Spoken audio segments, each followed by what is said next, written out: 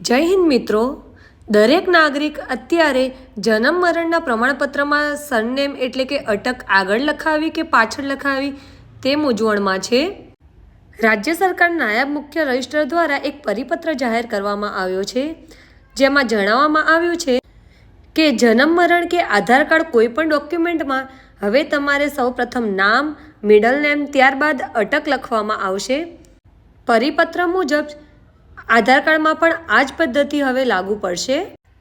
જે લોકો પાસે જૂની સિસ્ટમવાળા આધાર કાર્ડ છે તેમણે આ બાબતે અત્યારે કોઈ સુધારો વધારો કરવાની જરૂર નથી, પરંતુ જ્યારે પણ આધાર કાર્ડ ફેરફાર કરવાનો થાય ત્યારે આ સિસ્ટમ અનુસરવાની રહેશે।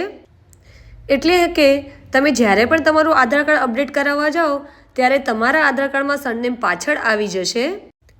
આથી જન્મના દાખલામાં તમારે સૌપ્રથમ તમારા બાળકનું નામ, પિતાનું નામ, ત્યારબાદ અટક લખવામાં આવશે। તો મિત્રો, આવી જ અન્ય માહિતી માટે મારી ચેનલને લાઈક કરો, શેર કરો, સબસ્ક્રાઈબ કરો।